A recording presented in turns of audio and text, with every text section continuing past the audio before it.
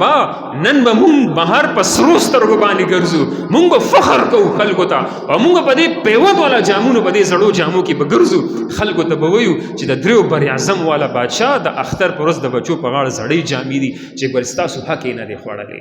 غریبانانو یو احسان په دې مالدارو دام دی، که دا غریبانان نو تاسو به د الله دا حکم په چا پوره کولو؟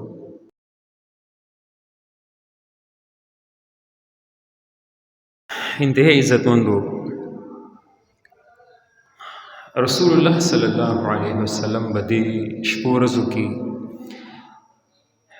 د یو دعا اهتمام کولو، او د دې دعا اهتمام به نبی علیہ السلام 2 میاشتو پورې کولو.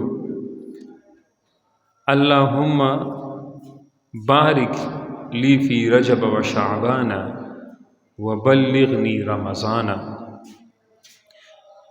تاسو د دې دعا اهتمام کوئ، که عربی کې نشئ ویلی پښتو کې وایي الله زمون په رجب او شعبان کې برکت واچي او مونږ رمضان ته ورسئ.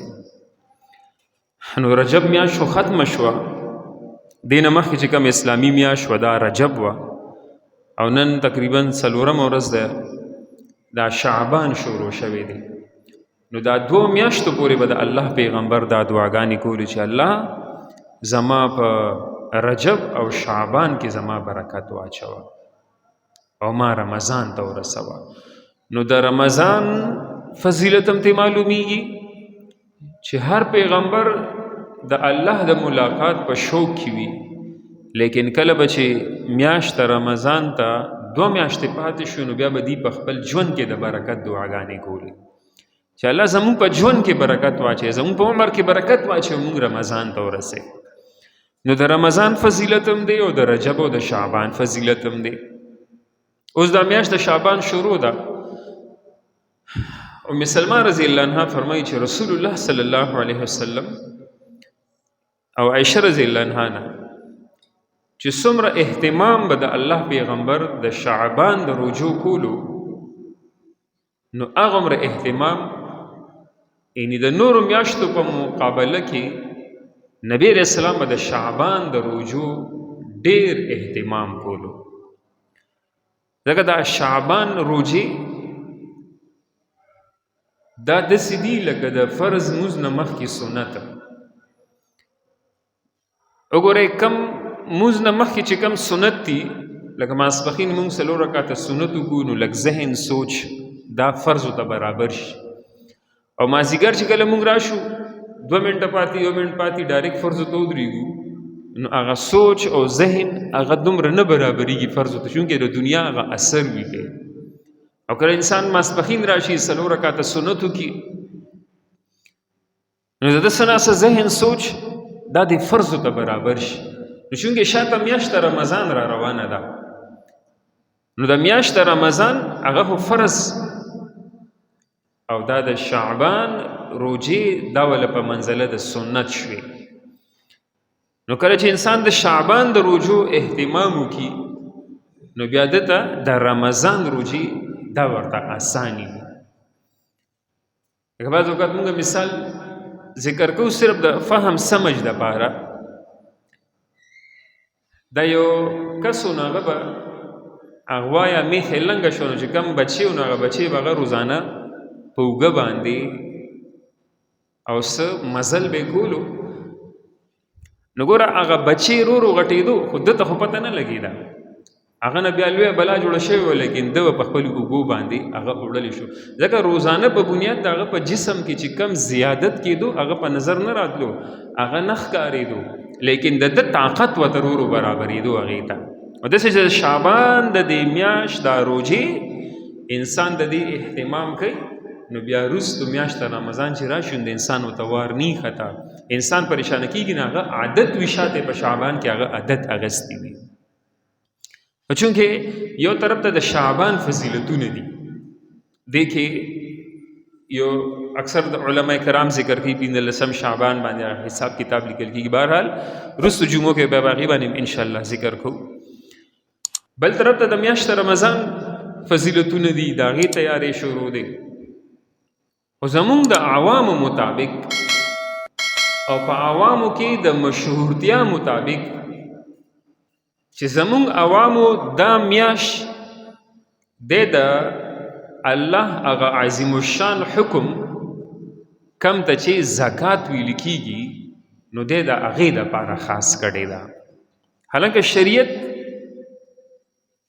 بعضی احکامات په موږ تاسو باندې خاص کړي دي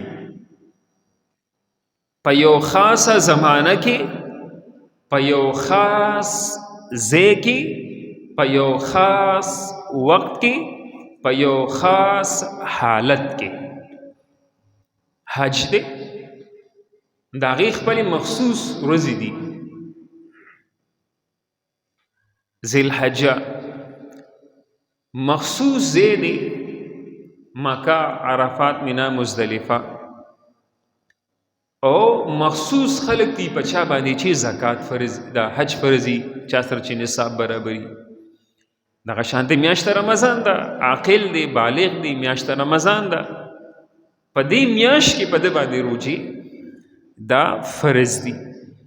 لیکن زکات لپاره شریعت نه مقام خاص کړی دی چې فلانکی مقام کې به ورکې، نه ول شریعت کال خاص کړی دی چې په فلانی کال کې به ورکې، نه نه نه، نه ول شریعت میاش مقرر کړی دا چې په دې میاش کې به ورکې، او نه ول شریعت یعنی د نور احکاماتو د پابندو په شانتي پابندې مقرر کړی دي. نه، بس کم انسان سره چې نصاب دی کال په پوره شو، بس کو کال په جنوري کې پوره شو، جنوري کې به ورکې، که فبروري کې پوره شو، فروری کې به ورکې، او کو په میاشت رمضان کې پوره شو، میاشت په رمضان کې به ورکې.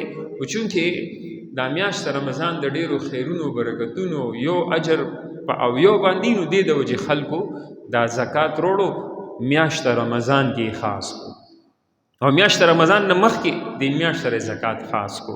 نو زکات زما عزتمندو، زکات ډیر زیات مسائل دي. مخکې جمعو کې به انشاءالله د زکات مسلې ذکر کوو، په چا باندې فرض دی، په چا باندې نه دی فرض، څومره نصاب دی، سونه چاندي څومره ده، کاروبار، تجارت، روزګار، شریکوالی، قرضونه، دارنګ سود، انشورنس، نور بینک بیلنس، پراپرټي، د حرامو د حلالو یا حلال و حرام مکس دي، یا انسان ضرورتمند دی، محتاج دی، پیسې ډیری دي لیکن بندي دي. دا ټول مسایل به انشاءالله ذکر کوو. چونکې ان ډیر کړه دلته موږ د زکات په دې میاشت کې مسایل ذکر کو، نو بیا خلک راځي تپوسونه کوي. داسې خلک موږ له رالل چې هغې د 32 سال زکات نه دی ادا کړی، حالانکه زکات پې فرض و. 32 سال هغې یعنې څو زکات نه دی ادا کړی. اوس په د پوره 32 سال زکات به ورکوي. وایي د 32 سال حساب به څنګه کوو؟ 32 سال مخکې خو سونه په یو ریټ وه، بیا 25 سال مخکې په بل ریټ وه، 20 سال مخکې په بل ریټ وه، نو بیا لویه پریشانی جوړه شي. نو دې د وجې دا ټول مسایل به ذکر کوو. خو زکات متعلق دومره ذهن کې یاد ساتئ، د دې زکات تعلق چې دی نو په یو حساب سره د دې تعلق الله سره دی چې دا د الله امر دی، د الله حکم دی، او بل طرف ته د دې تعلق دا د انسانانو سره دی، حقوق العباد سره تعلق دی. لکه د مونځ تعلق ډایرک حقوق الله سره دی، هغې حقوق العباد نشته. د روجې تعلق حقوق الله دی، حقوق العباد پکې نشته. داسې د حج هغه حق د الله دی، محض د انسان د پاره پکې څه نشته. اوس د غټ اختر قرباني دا د الله د پاره هم ده، او تعلق یې د بندگانو سره هم دی. همدغه شانتې زکات د دې تعلق الله سره دی، په دې اعتبار چې دا د الله امر، د الله حکم دی. خو د الله د امر او د الله حکم د پوره کولو تعلق دا بیا انسانانو سره دی. لکه چې انسانان نی، غریبانان نه وي، نو بیا به زکات په چاله ورکې، زکات حکم په چا باندې پوره کې. دې د وجې زه د مالدارو ته ویم د دې غریبانانو یو احسان په دې مالدارو دام دی، که دا غریبانان نو تاسو به د الله د حکم په چا پوره کولو؟ نو د غریبانانو یو احسان په دې مالدارو دام دی چې دی پې راشي او دی پې د الله حکم ادا کړي، د الله حکم په پوره کړي. د جنت مستحق وګرځي او د دې مالونه پاک شي او د دې مالونه د دې لپاره حلال شي او د دې مالونه د دې لپاره محفوظ شي او د دې مالونه د دې لپاره د نقصان نه بچ شي. ځکه کم مال کې زکات ادا شو دا مال محفوظ شو حلال شو. که زکات هم ادا نه کو حرام هم په مال کې ګډ وډ شول حرام خورئ او څه شو مال دې غیر محفوظ دی. ځکه حدیث پاک راځي کم مال چې څوک دا اوبو یوړو یا غلو یوړو یا اور یوړو نو پیښه چې په دې کې زکات نه دی ادا کړی. وګوره د زکات په ورکولو باندې ستا مال محفوظ شو، ستا مال مقبول شو، ستا مال الله جل شانه قبول کو او طالب الله جل شانه د دې درجات درکړي، د دې به الله رب العزت اجر ثواب درکړي. او بل زکات ادا کولو سره مال سیوا کیږي، مال کمیږي نه. ظاهري موږ تاسو ګورو چې مال کم شو، 1,02,500 روپے ورکې بھئی دا خو 97,000 پاتې شوي، لیکن دا 97,000 دی محفوظ شوي. د څه نه داسې مصیبت په در باندې راشي چې دا هم پکې ورکې او د دې په ډبل به قرضونه هم راواخلي. داسې افت په در باندې الله راولي ستا د عمل د لاسه، ستا د زکات د نه ورکولو د وجې الله به دې په داسې غم اخته کي چې د دې په لس چنده به لګې بیا به دې کار هم نه کېږي، بیا به دې هلته ډېر کرته ګورې خلک پیسې هم لګوي لیکن کار یې نه کېږي. الله جل شانه به دې یو هغه مصیبتونو افتونو تکلیفونو نه وساتي، هغه ازمیښونو نه به دې وساتي. او بل طرف ته بدله دا 97 چې دي په دې کې بدله دومره برکت واچوي، د چا په 10 لاک کې به دومره برکت نی، دومره زور نی چې ستا په دې 97,000 کې به دومره برکت او طاقت وي. نو زکات متعلق دومره ذهن کې یاد ساتئ. ما دغه مخکې 2 جمعې چې کم حدیث ذکر کو چې کم حدیث کې د امت باندې د زلزلو او د دې د خنزیرانو بیزوګانو د جوړولو او په دې باندې د کاڼو د بارانونو او چې دې په دې ځمکه باندې الله ورخخ کی د هغې ټول هغه اسباب ما تاسو ذکر کړي. هغې کې یو دا مو چې و زکات و مغرمه، کله چې زما امت زکات تاوان ګڼي نو دې د وجې زما عزتمندو یو اهم خبر باندې ځان پوه کې دا عبادات الله جل شانه په موږ تاسو باندې فرض کړي دي، سی واجب کړي دي، سی زموږ سره دپاره سنت ګرځولي دي. په دې کې الله رب العزت قرب انسان ته نصیب کیږي، د الله تعلق نصیب کیږي او د الله پہچان انسان ته نصیب کیږي. او زموږ ستاسو د پیدایش مقصد هم دا دی وما خلقت الجن والانس الا ليعبدون الا ليعرفون. الله وی ما انسانان او جنات ندی پیدا کړي مگر د خپل عبادت لپاره. د عبادت نه مراد معرفت دی چې انسان خپل رب پیژني. الا ليعرفون چې دې څوک دي ما وپیژني. الله انسان او پیریان دې د وجې پیدا کړي چې دا انسان ما وپیژني او الله پیژندل کیږي په اطاعت باندې. او اطاعت د عبادت نوم دی، د عبادت نوم دا اطاعت دی او د اطاعت نوم دا عبادت دی. نو په دې قسمه عباداتو باندې د الله قرب انسان ته نصیب شي. لکه تاسو ګورئ زه تاسو ته وایم د دې قرب علامت څه دی چې د انسان مینه الله سره پیدا شي، د انسان تعلق الله سره پیدا شي. لکه ګورئ تاسو سوچو کې په خپل ژوند باندې چې مونږ سره الله مینه کوي او کو نه کوي او زمونږ د الله سره مینه شته او کو نشته. حالانکه دا اهمه مسله ده. یحببکم الله، قرآن وایي الله به تاسو سره مینه وکړي، الله به تاسو سره څه وکړي؟ مینه وکړي. مینه وایي د الله مینه د بنده سره او د بنده مینه د الله سره دا خو یو اهم شعبه ده. دا خو د انسان د پیدایش مقصد دا دی چې انسان خپل رب سره مینه وکړي او خپل رب وپېژني او د خپل رب قرب حاصل کړي. دا اهمه مسله ده. او قرب په څه نصیب کیږي؟ په عبادت باندې.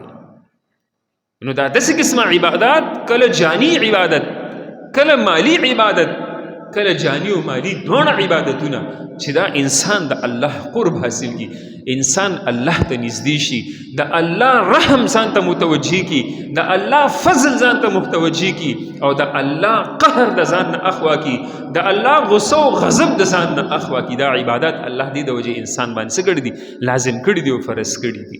لکه میاشت رمضان ده وګورئ جهنم دروازې بندې دي جنتونو دروازې کولو دي فرشتو د الله تسبیح او تحمید په ځای باندې د روژهدارو په دعاګانو باندې آمین دپاره الله فارغې کړي دي شپه ورځ کې یو دعا په ورنټې ګرنټې باندې الله جل شانه څه کوي یعنې دا قبلوي او فرشتې ټولې دې طرف ته متوجه کړي چې زما د حبیب محمد رسول الله صلی الله علیه وسلم د امت په دعاګانو باندې آمین وایي وګوره ټول قرب دی کنه اجي صاحب چې د حج نه روان دی التا په عرفات مینا مزدلفه کې وتا غدري سلور شپې ورځ ډېرې په تکلیف تیرې کړې ټول ورځ د عرفات په میدان کې ولاړ دي سرتور سر لاسونه بر نیولې دي بیا د مزدلفې ته رالو بیا مینا ته رالو یعنې دلته څه کړل دا قرباني دې څه کړله که چې د خپل ځان الله ته قربان کو نو وی حاجی چې د حج نه راځي کور ته د ګناهونو نه داسې پاکي لکه ماشوم چې د مور نه پیدا شو د ګناهونو نه پاکي دا قرب دی که نه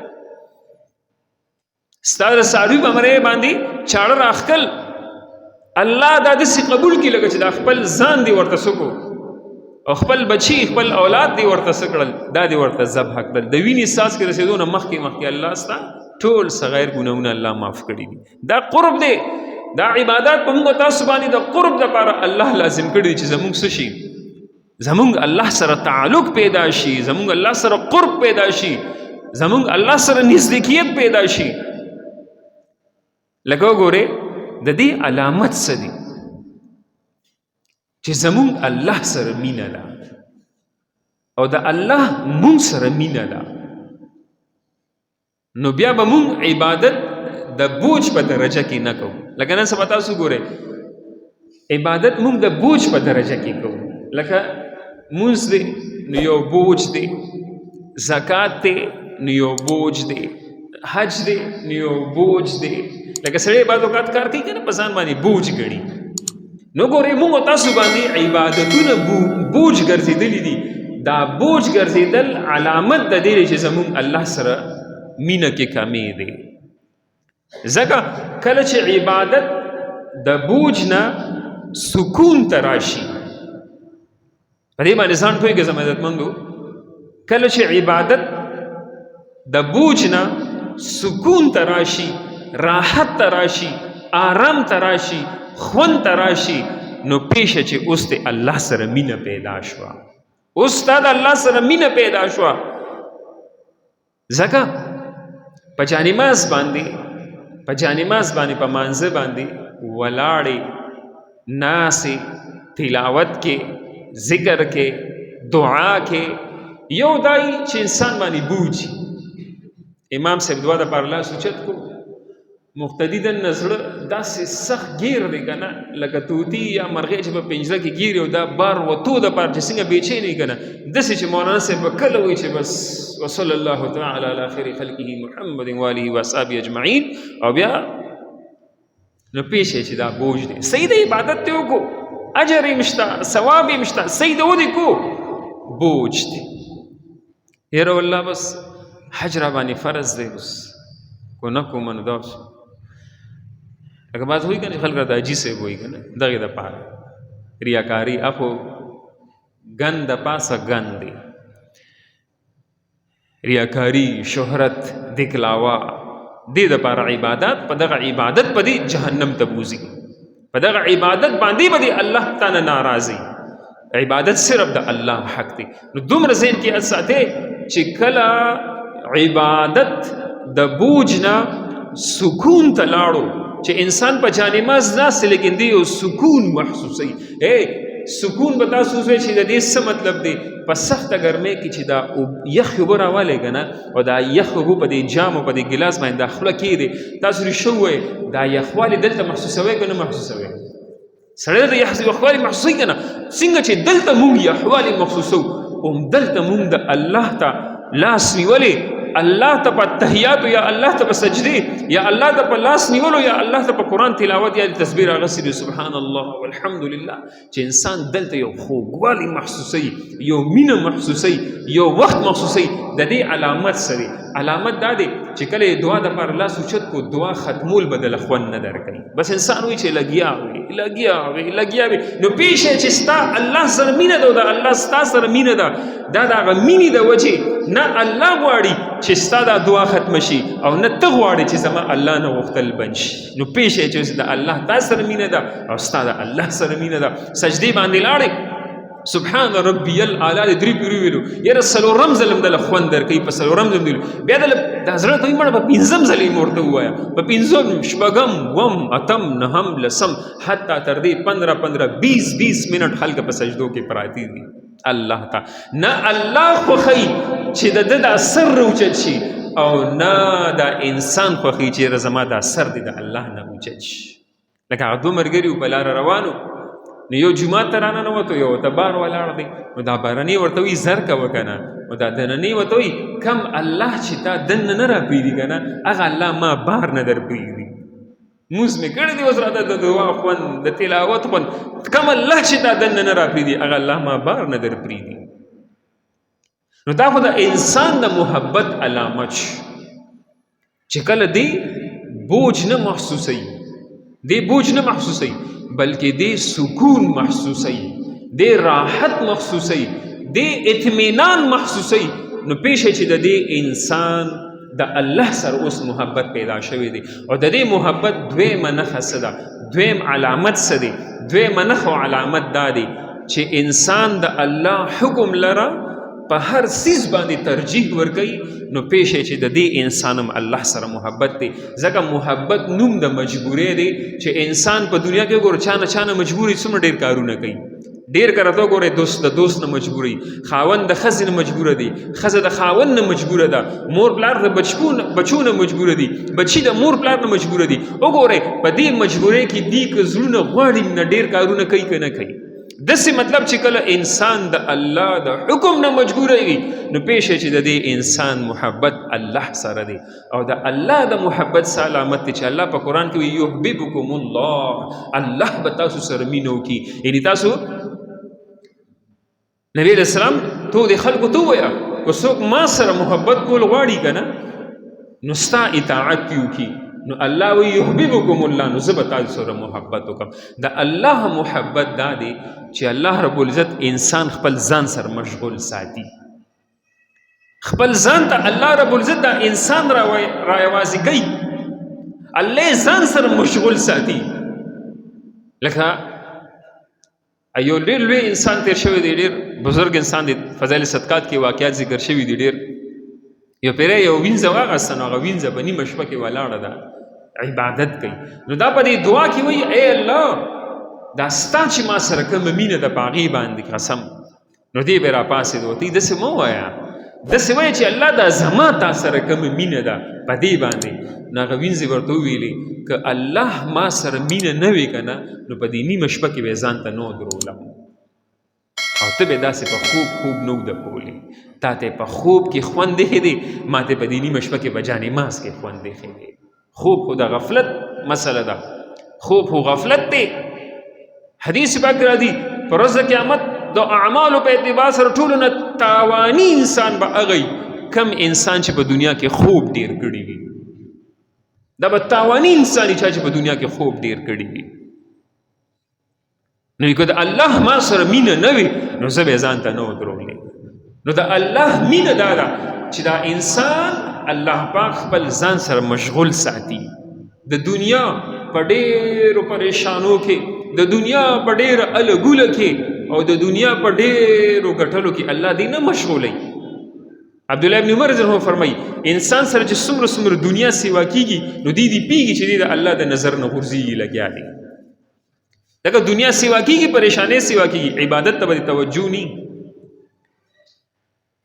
نو دې د وجې دا عبادات الله پاک په مونږ او تاسو باندې د دې دپاره فرض کړل چې مونږ او تاسو څه یو مونږ او تاسو د الله قرب حاصل کو د الله محبت حاصل کو د الله مینه حاصل کو چې الله بیا مونږ سره مینه وکړي او الله بیا مونږ سره محبت وکړي.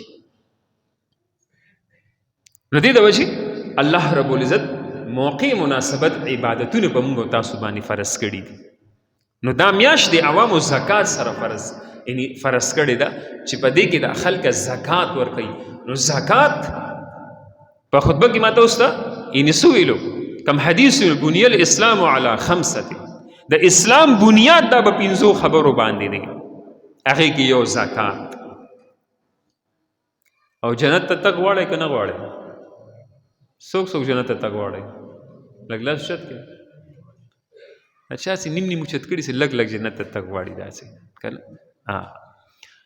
او کم جنت ته هم ته زړه وږي؟ لږ تیز ووایئ. کم جنت ته؟ جنت الفردوس. صحیح ده. 18 سپاره راواړوئ، هلته الله جل شانه څه وایي؟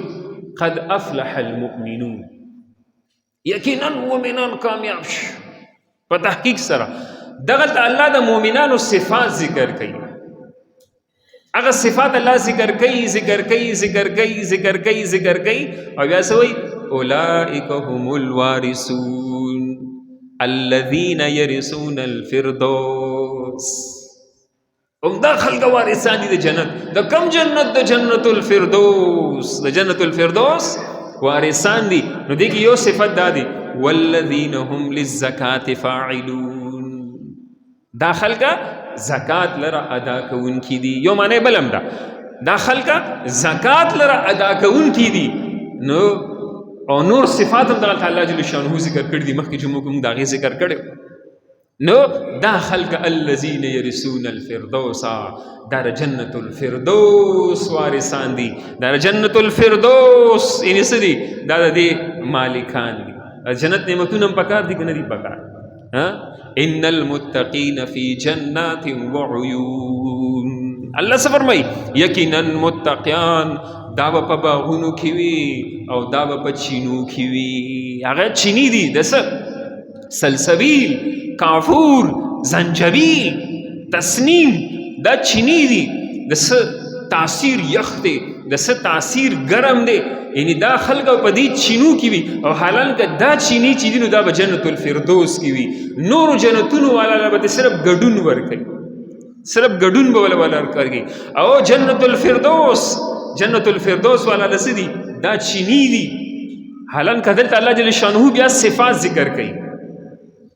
ان المتقین فی جنات وعیون آخذین ما آتاهم ربهم انهم كانوا قبل ذلك محسنین. اولنی صفت چې دی نیکی کوونکي وو، دی څه؟ دی نیکوکارو، دی نیکی کوونکي وو. وکانوا قلیلا من اللیل ما یهجعون. او دی به څه کول؟ دی به د شپې ویښ پاتې کېدل. دا د شپې ویښ پاتې کېدونکي وو. د دې دا اړخونه دا د خوب د ځینو نه څو دا به اوچتو. وبالاسحار هم یستغفرون. دی به څه کولو؟ دی به بیا سحر کې استغفار کولو، سحر کې به استغفار کولو. یعنې دا ګوره دا الله د کمو خلکو صفات ذکر کوي، دا جنت الفردوس والا صفات الله ذکر کوي. اولنی صفت دا نیکی کوونکي دي. دویم صفت الله جل شانه ذکر کوي د دې دا اړخونه وکانو قلیلا من اللیل ما یهجعون. دی د شپې ډیر کم اوده کیږي، دی د شپې ډیر کم اوده کیږي. دا څوک چې ولا ګولې لا چې لکه خوب راشي، نرم نرم فهمونه پیدا کړل. څه دپاره؟ چې خسته خوب راشي. نرمې نرمې بسترې او بالښتونه پیدا کړل چې خوب راشي. مخکینی خلکو به د خوب د تښتېدو اسباب کتل، چې موږ د خوبونو وتښتي، او موږ ولې د خوبونو راوستلو دپاره موږ څه کوو؟ اسباب پیدا کوو. نو داسې دي د جنت الفردوس د خلکو صفات الله ذکر کوي. نو هغې کې کانو قلیلا من اللیل ما یهجعون. دا خلک ډېر کم د شپې اوده کېږي، ډېر کم د شپې اوده کېږي. او وبالاسحار هم یستغفرون. بیا د سحر په ټایم کې دي استغفار کوي. الله څنګه چې ستا د عبادت حق و الله هغه شانتې ادا نه کړو. امام ابو حنیفه رحمت الله علیه یعنې څه کړی؟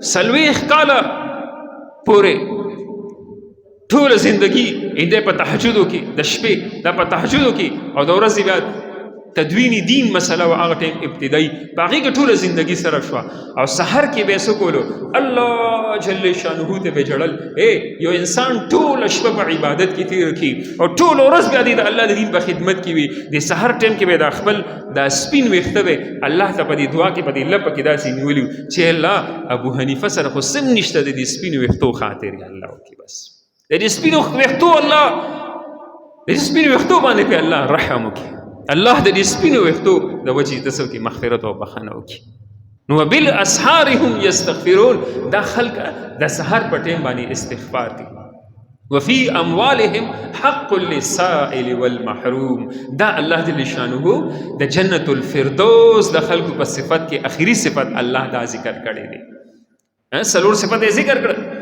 چې دې څه کوي نیکي کوونکي وي د شپې کم وده کوونکي وي سحر استغفار کوونکي وي او د دې په مالونو کې وفي اموالهم حق للسائل والمحروم د دې په مالونو کې د سوالګرو او د محتاجو او د ضرورتمندو سوي یعنی حق وي جهنم نه بچ کېدل غواړو که نه غواړو جهنم نه پناه غواړو که نه غواړو غواړو که نه او غواړو به د جهنم نه پناه حکم دی مونږ ته اوسر جهنم نه د پناه جهنم دا د الله عذاب خانه ده کله چې دا جنتیان او جهنميان په مس کې الله دا پردي اخوا کی دا جنتیان به د جهنميان نو تپوس کی ما سلککم فی سقر دی جهنم ته څه شي راوسته ولی جهنم ته راغلی کم سیسته اوس جنت جهنم ته لار برابر کوي دی به سوي لم نکو من المصلین ولم نکو نطعم المسکین مونږ به یو منځونه نه کول او په غریبانانو باندې به مونږ خپل مالونه نه خرج کوو په غریبانانو به روټۍ نه خوړله نو ګوره مونځ او ورکړه مونځ او ورکړه مونځ او ورکړه بلکې د قرآن ابتدا د دې نه شوې ده قرآن پاک کې واقیموا الصلاة واتوا الزکاة اقیموا الصلاة واتوا الزکاة اقیموا الصلاة واتوا الزکاة 32 دینو کې یعنی دا زکات الله مون سره متصل ذکر کړی دی نو ګوره زکات دا د جنت الفردوس ته به رسي او د دې نه ورکول جهنميان بسوي لم نکو من المصلين ولم نکو نطعم المسکین نه هم منځونه کړي دي او نه مونږ څه کړي دي خپل مالونه په غریبانانو خرج کړي دي نو دا میاش زمون عوامو زکات سره خاص کړی دا زکات د الله حکم دی حکم ان شاء الله رسو جمعه کې تاسو به دا غي مسائل ذکر کو دا یو مقدمه ده چې د زکات تعلق د خلکو سره دی او ډېر داسې درجې دي ډېر داسې د الله په نسبت د قرب درجې دي چې انسان په عبادت باندې الته نشي رسیدي لیکن د یو ټیم دو ټیمو او د لک شانتي چې زړه دې په چا باندې خوب کو انسان ډېر لوی درجې مومي الته لکه جعفر رضی الله عنه دې په لاره باندې روان دی یو غلام باغ کې ناست دی دې کې دی غلام له روټۍ راغله نو غلام چې کله هغه دسترخوان پرانیستو نه کې 3 روټۍ نو په دې کې یو سپی راغله نو هغه سپي خپله لکۍ تاوله او جبې روغ کې وه چې سپي د دې لوږې په ټایم کم حالت جوړوي هغه حالت یې جوړ کړی دی نو دې غلام ورته یو روټۍ واچولو په هغه سپي لا نړو ده ورته بیا 2 روټۍ واچوله په هغه سپي لا نړو بیا چې کله 3 روټۍ ورته واچولو هم هغه سپي هغه وخوړله او بیا روان شو نو جعفر رضی الله عنه وی ما ځان سره ویلې چې خلک وایي ته سخي یې سخي خو دا دی وی ورغلم وی ما ورته چې تاله د ورځې څومره روټۍ راځي چې مالی چې د ورځې هم دا 3 روټۍ راځي نه خو تا سپي ته واچولې نن به څه خورې وی خیر دا مسافر دې علاقو کې سپي نشته پته نه لګي کم ځای نه یعنې خلکو را پره کړی و اوږې و ګرمي وه نو ما څه کړه ما دا خپلې نن د یوې ورځې دا روټۍ ما دې سپي ته واچوله یو ورځ د لوږه په تېرو کو پروا نه کوي جعفر رضی الله عنه ډېر زیات متاثره شو د دې په غلام نه د هغه د آقا معلوماتو کو دې لاړو او د هغه آقا نه دا باغ هم واغستو دا غلام هم واغستو او بیا رالو دې غلام ته وایي ته آزاد او دا باغ ستا شو تاسو ریښه ووایئ که د ټول عمر مزدوري کړې وه د خپل ځان آزادولی شو دا با خود په خوب کې نشو اغسته لیکن په یو سپي باندې د یو ټیم خوراک کول او خپل لوګه باندې صبر وکړو، په یو سپي باندې څوک رحم وکړو.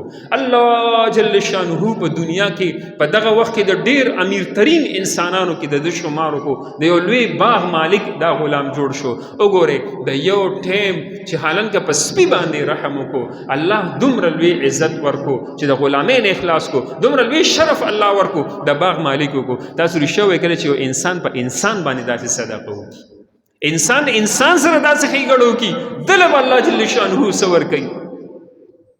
یو ظالم سړی، ظالم ټول عمر یې ظلم زیاتې کړی، په لاره باندې روان دی، نو یو سپی خاره هم پرې لګېدلی دی، یخنیم ده، وږي هم دی، نو د خپل خادم ته ویلي دا سپیل ته کور ته بوځه. چې کله کور ته بوتلو نو دی جابر سړي دې څه وکړلو، دی په دې باندې یعنې تیل یې ولګول، خوا کې ورسره اور بل کړو، د خوراک څیزونه کېښول. یو څو ورځې پس دا جابر او دا ظالم انسان دی وفات شو، دی مړ شو. بیا دغه زمانې یو نیک انسان خوب کې لیدلی وی الله رب العزت سره څه معامله وکړه، وی الله خپل مخې ته ودرولم، الله راته ویلي چې زما په نزد یو سپی وي، ځکه ظالم وي، او د یو سپي د وجې مې دله زه مغفرت بخښنه وکړه. الله د دې څه پروا کوي، الله د دې الله نه څوک تپوس کولو والا نشته. په یو سپي باندې رحم کولو باندې خو د الله جل شانه څه کېږي، یعنې رحم کرم په انسان باندې. بیا چې یو انسان په انسان باندې رحم کوي، یو انسان سره څه کوي، او دا انسان د انسان باندې رحم نه دی، دا دومره عجیبه معامله ده که نه. زه خپله چې کله دا حدیث ویم نو حیران شم.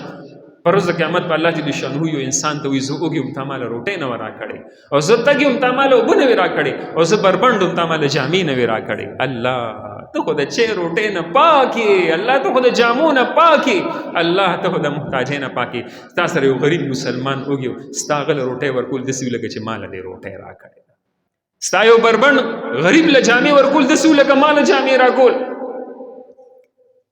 ستا یعنې څه کېدل، ستا یو تږي له اوبه ورکول داسې وي لکه چې ماله دې اوبه راکړي. ترمذي شریف کې روایت، کله یو مسلمان د بل مسلمان د ضرورت په پوره کولو کې وي، الله جل شانه د امداد کولو کې وي، الله جل شانه د امداد کوي. او روزانه په بنیاد هر نور راختو په ټیم باندې اسمان نه دو فرشتې را کوزیږي، اعلان کوي اے الله سخي له د هغه د مال بدلې ورکړي، الله بخیل له هلاکت ورکړي، بخیلو د ده د مال هلاک کړي. نو د فرشتو دعا هم پکار ده خیري.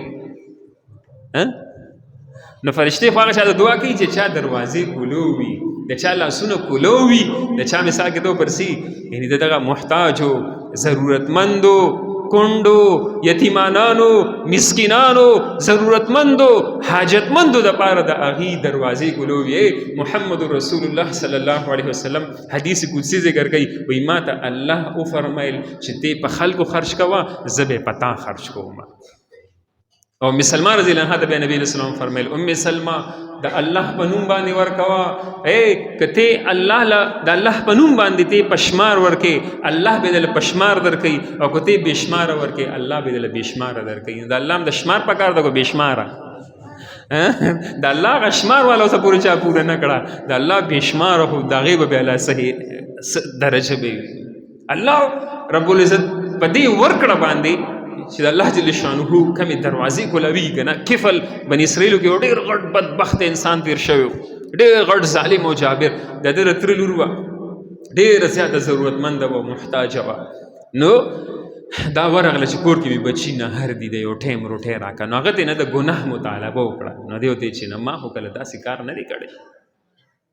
خو بهرحال د دې بچو د فقر او فاقې دا مجبوره که دی ته چې د کفل سره څه وکړه، خبر ومنله. نو کله چې کفل ځان ګناه ته برابرولو، نو دی جینې وجړل او ویلي انی اخاف الله رب العالمین، زه د رب العالمین نه یریږم. او یو چغې وویل په ژړا شو. په دې کفل باندې د دې ډېر لوی اثر وشو. خو تا اوسه پورې کړی دا ګناه نه ده کړې، وي منه دا ګناه نه ده کړې، ډېر د مجبورۍ په تحت باندې یعنې زه دې ګناه ته مجبوره شوم چې د بچو لوږه رانه باقي نه برداشت کېږي. نو څه شوه کفل چې دا ده وایي چې زه الله نه یریږم، وایي بس د دغه الله دپاره زه تا ته نه در نږدې کېږم. او ډېر څه دې زنانه له ورکړه چې کله دا کفل مړ شو که نه نو خلک څو ورځې پس دې مړ شو. مخکې دور کې به د خلکو په دروازو باندې لیکلې کېدل. نو کله چې کفل د شپې مړ شو، شپه کې خبره مشهوره شوه چې کفل مړ شوی دی. او خلکو وایي چې د ده په دروازه کې خو به ذهن ني د ګناهونو، دی خو دومره غټ فاسق او فاجر و. خلک چې کله رالل سحر شو نور ولګېدو، د هغه په دروازه باندې غټ غټ لیکلی شو قد غفر الله الکفل، الله د کفل مغفرت کړی دی، الله کفل معاف کړی دی، الله د کفل ګناهونه ټول معاف کړي. الله الله الله جل شانه چې په دې ورکړه باندې څومره خوشحالیږي او په دې ورکړه باندې انسان کم مقام ته رسي او په دې ورکړه باندې چې د الله جل شانه کمې دروازې کولويږي او په دې ورکړه باندې چې الله جل شانه تا طرف ته چې کمې بدلې درکوي نو هغه ډېر داسې عبادت دی چې ته په هغې باندې نشي رسېدی. یا خو دا عبادت شان سره ته عبادت نه کوې یا پکې ریاکاري ده. لیکن دا زکات حکم الله جل شانه چې به موږ تاسو باندې یعنې فرض کړی دی، په دې کې ډېر لوی اخلاص پروت دی، په دې کې ډېر لوی برکت پروت دی، په دې کې ډېر لوی فضیلت پروت دی او په دې کې د الله رحم پروت دی، په دې کې کرم پروت دی او په دې کې جنت الفردوس پروت دی. ما تاسو ته ویلي الذین یرثون الفردوس چې د کم خلق الله د جنت الفردوس مستحقین الله ذکر کوي نو والذین هم للزکات فاعلون، هغه کې یو صفت دام دی چې دی به زکاتونه څه کوي ادا کوي او د دې امت د بربادۍ اسباب چې کم ذکر شوي دي هغه کې یو دا دی والزکات مغرمه. کله چې زما امت زکات تاوان ګڼي دې د وجه عزتمندو دا یو مبارکه میاشت ده، شعبان ده. د شعبان خپل فضیلتونه دي، خپل مسایل دي، دې کې چونکې د عوامو د ذهن او سوچ مطابق دی که انشاءالله د زکات مسایل ذکر کیږي. زکات فرض دی، په چا فرض دی، چاله به ورکې. اته قسمه خلک الله ذکر کوي چې زکات په صرف دی اتو قسمو خلکو له ورکوي. هغه انشاءالله مخکې جمعو کې به دغه اتو خلکو او په چا باندې زکات دی، نصاب څومره دی، سونه څومره ده، چاندي څومره ده، نقد څومره دي، دا ټول مسایل به انشاءالله ذکر کوو.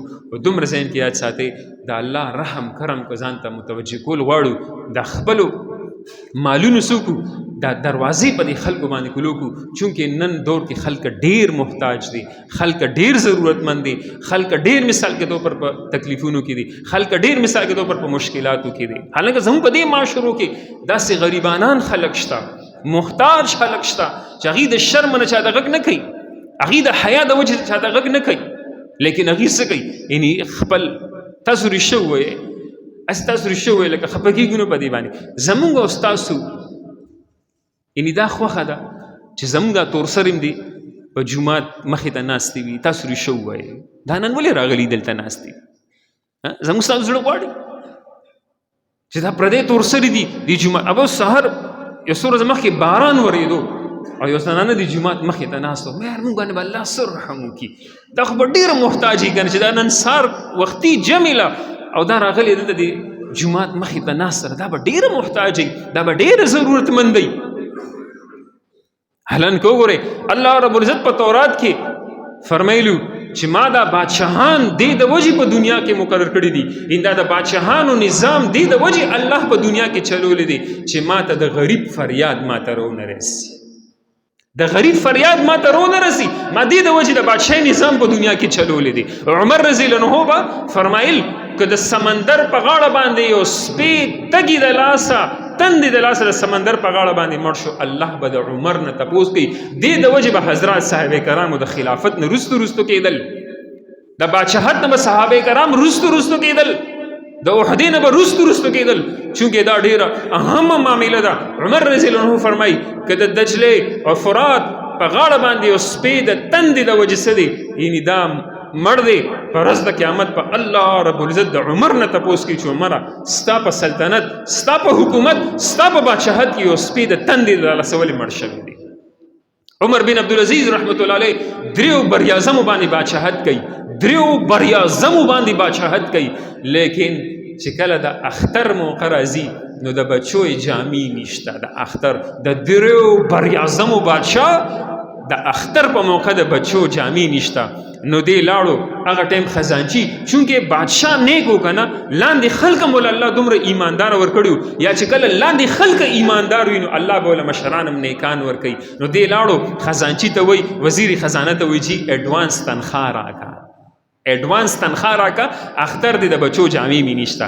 نو خزانچی الله والو وی مال لیکل راکا چې ته به آینده میاشت ژوندېږي، لیکل راکا او ته دې ورنټي چا سره ده وی بیا دله نشم درکولی. ښځه وی زه یې نالم د اختر مونځ دی د دریو بریاعظمو بادشاه خطبه ورکا کور ته لاړو نو خپه ناست دی. نو د ازمري بچي م ازمري وي، ازمري بچي سي ازمري وي. نو ورته بابا ولې خپه وي؟ بچي د اختر موقع ده او ستاسو جامې نشته، نو زه تاسو ډېر ملامت یم چې زما تنخواه ما ته ایډوانس را نه کړه. نو ما څه وکړه د اختر په موقع زما دومره وس نشته ته زه جامې واچوم. وایي بابا نن به مونږ بهر په سرو سترګو باندې ګرځو، مونږ به فخر کوو خلکو ته او مونږ په دې پیوند والا جامونو په دې زړو جامو کې به ګرځو، خلکو ته به وایو چې د دریو بریاعظم والا بادشاه د اختر په ورځ د بچو په غاړه زړې جامې دي چې بل ستاسو حق یې نه دی خوړلی، ستاسو پیسې نه دي خوړلې. دا به الله له جواب ورکوي چې دا نن غریبانان خودکشیانو ته مجبوره شول، زنانه رووتې، دا غټان دا به الله له د دې حساب ورکوي، الله جل شانه له به دې څه ورکوي؟ حساب به ورکوي.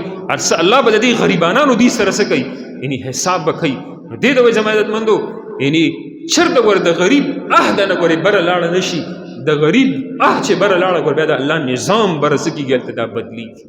دې د وجې د الله جل شانه چاله مالونه ورکړي دي، خپل مالونو کې ځان سره رشتې دار شریک کې، خپل خپلوان شریک کې، غریبانان شریک کې، خپل غریبانان ګاونډیان شریک کې، تنګ دسته شریک کې، کاروبارونه خراب دي هغه ځان سره شریک کې. تاسو ګورئ چې الله جل شانه د دې بدلی دنیا او آخرت کې درکوي کو نه درکوي. الله جل شانه د عمل کولو توفیق راکړي. واخر دعوانا